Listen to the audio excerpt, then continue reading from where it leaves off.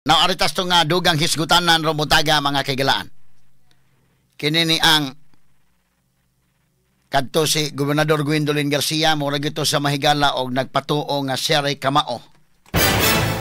Mo na problema sa tao mahigala nga nagtuo ba siya ray bright, siya ray kamao, ang uban di gyud kamao.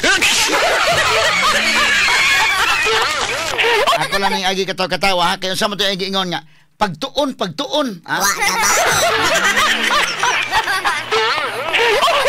Pagtuon sa mong kagaran. Tungod sa iyang pagtuo nga sa kamao, iya pag yung sabotahion mahigala ang administrasyon ni Pambari 4, munang way klarong transition team, ug unya way klarong turnover, karon shock siya ron, nga wa manghigala mga pa si Governor Pambari 4, ni perform mahigala permirong adlaw, ikaduhang adlaw hangtod gahapon. Ni kuan jud ay niyok jud gahapon gibisita ang legislative building. Straight to the point. Ato sa kadlaw gibisita may galang hospital sa Pingililya. Gibisita ang nasunugan, kada adlaw na agi gihimo. Oo. Unya karon nahibaw-an bida ang ato manggod mga higalang komentaryo no tuas sa Cebu City kay ang Cebu City mas transparent sila. Sa ako nang giingon kanang Cebu City bisang ilang sesyon diha makita sa ilang bang page sa City Hall Indaken. Makita sa page nga magsesyon sila. Klaro kay na.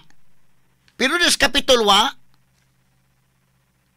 sumok ka na nga wat na masayod nga labi na ang detalye ni ining budgeting mga higalas Kapitulo karong tuiga ang budget 25 bilyones pesos. Straight to the point. Wala na, dakog budget 25 billion, way kwarta. Hungaw kanang maong budget. Nang kay hungaw man kanang budget ni Gwen Garcia, unsa man imoy kasulti ni anak di ay. Ato mahigalang komentaryo sa Cebu City kanito kinis Mike no lutaw ni unsa ba nga ang budget 7 billion ang makuha to 9 billion sa kuan sa Cebu City. Mo budget man sa 20 billion. Pagsunod ni budget og 50 billion. Pagsunod ni ingon ni Mike day nga abot og 100 billion. Kung na unsa naman tanang kalakiha, hain naman ang atong basic ining Isus Ginoo ko. Nya nga atong focus komentaryo, tuarang Mike mga higala kay transparent lagi ning Cebu City, mas makita to ba? Dinas Kapitulo wa kita katingog ana nga unsa man Gwen lutaw man. Karon pa ta kaingon lutaw sa deg utok tong Gwen. Nganong lutaw? Kent man niya. Kanang ato mga sakop sa provincial board na sayod sila. Wa man ta kahibaw anak kani adto kay di mo may transparency nas Gwen. Ako bitang gipa adtong Inday RV kay mangayo tag kopya sa budget public documents ko na dili mo hatag. So karon nahibaw-an mahigala kay na namang transition team ang budget niya 25 billion ang kwarta mga kagalaan ngani ang kwarta na habilin karon Inday Ken nara sa 4 billion mo nahabilin.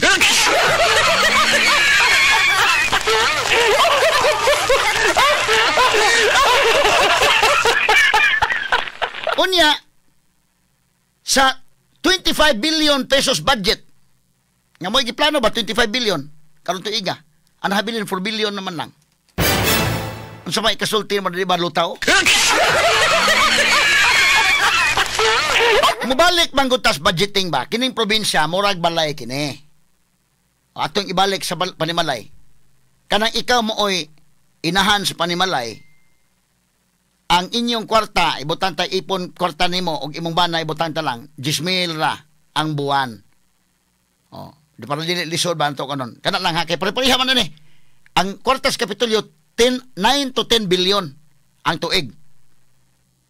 Anya budget sa tibok tuig 25 billion.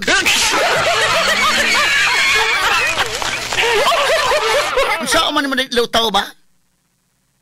Karon atong tagaan og analogy. Dili sa Panimalay, ikaw nga usa ka inahan sa Panimalay, ang imong kwarta diha 10,000 ra. Mao ra imong sweldo o sa imong bana. Ibutan ta mo na imong income, inyong income. Inig-budget nimo ana sa usa ka buwan nga mo igo-igo inday kin napaka savings po in taon gamay asin ba ko emergency funds ba Unya tawa.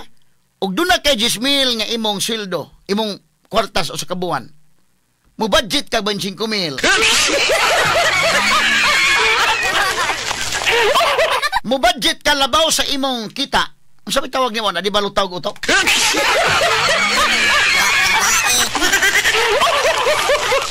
Mo gasto kag labaw sa imong kita. Unsa ka ba?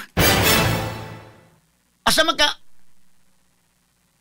Unya, gipalabi ang suroy-suroy sa suroy-suroy sugbo. O kanitas panimalay, moingon ron ang imong anak ron o kuan nga daig hilantan bata. Daig hilantan, daig ubo.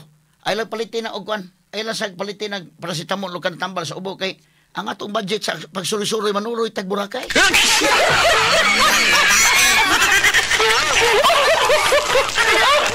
Og maunay kita ra nimo, imo pang i-priority ang suroy-suroy ni store? Ha? Isip inahan ka sa balay. Ato lang exampulan nga kanang dali kay sabton sa publiko, ha? Straight to the Kamo point. mga naminaw na koron. Ang imo karong kwarta. Ikaw remat. Lima ka mo gasto ka labaw sa imong kitaon por bida Ginoo ko. Amo yang plano. Karon tuiga 25 billion. So lutaw di ay kay tug utok katus gwen. Abi na tog Jesus Ginoo ko. Sa iyang kalutaw og utok, iya pag yung unahon mahigala ang suroy-suroy. Muna kong ingon, kining kwartaha na ana man kana diha budget naman na diha na may ordinansa ana. Ingon si Pama sa sunod karon na lay last nga suroy-suroy, karon na lay last nga pasigar busogbo. Under sa iyang administration, di ka ka-afford oy. Di ay mga hospitals, di ay mga higalay tabangonon sa probinsya, unahon na nimo na imong mala ala fista-fista, soroy-soroy, kiat-kiat.